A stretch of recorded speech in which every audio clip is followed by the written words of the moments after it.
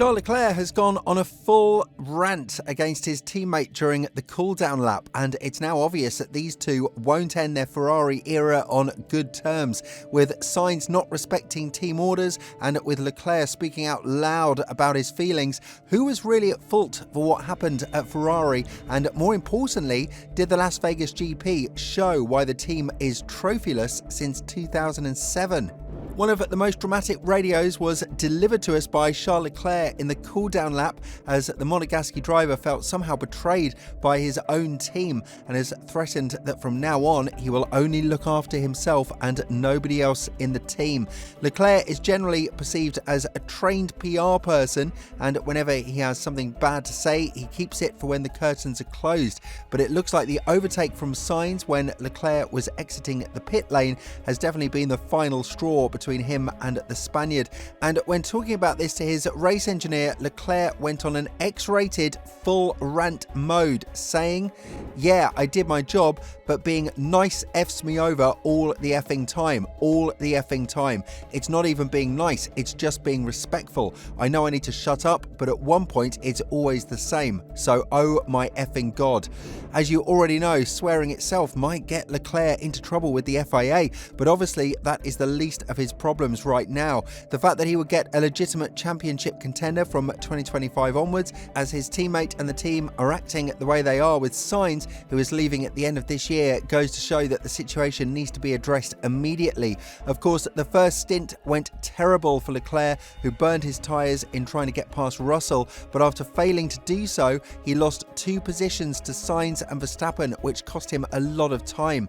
Ferrari had much better pace on the hard tyre, and on both of the stints, the Monegasque driver was clearly the fastest driver, which meant that before the second stop, he would have passed Sainz on the track without a question.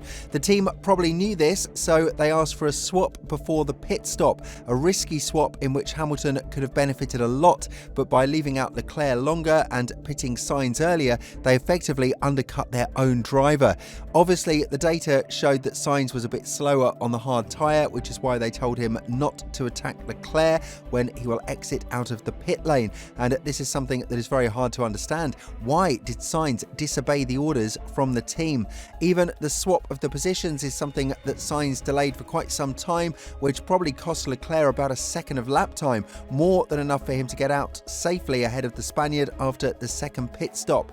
The moment that aggravated Leclerc the most was when he was exiting the pit lane and was told by his race engineer Brian Bozzi that Carlos had been told not to overtake and put him under pressure because in these cold temperatures Leclerc would need a bit of time to warm up his tyres.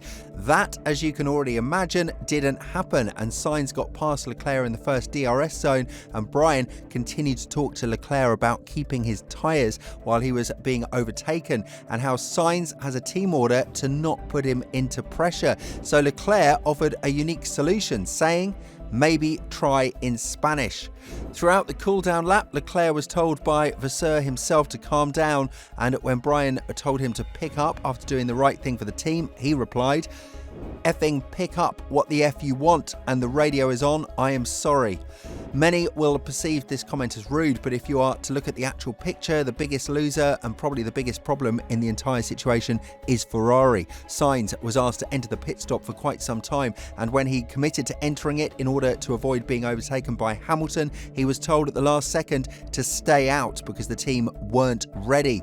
Yes, a driver doesn't call his own pit stops, he can only suggest it, but saying so for 5 consecutive laps and still not having the team ready is definitely a massive throw from the Maranello squad. And to top that, the drivers went into a fight between each other that cost Leclerc some valuable points on Norris. The fight for the second place in the Drivers' Championship is still alive, and you would arguably want your driver to score as many points as possible in order to achieve this score, unless you're Ferrari.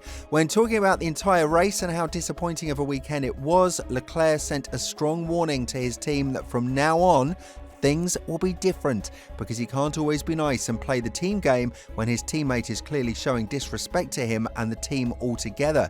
As Leclerc added, I tried to be more aggressive in the first stint, but that's not necessarily what cost us. The medium tyre was really bad and the drop was sudden. After that, the pace on the hards was good, but yeah, that first stint cost us. I am not happy about Carlos, but I won't go into details. Why? Because we talk about these things before the race, and I'm always the one who respects those agreements. From now on, I will be thinking about myself only. It's a shame that I couldn't get more points on Norris. Sainz was also interrogated by the interviewers after the race, but the Spaniard has kept his cool and said that situations like this are never discussed in front of the public, but behind closed doors.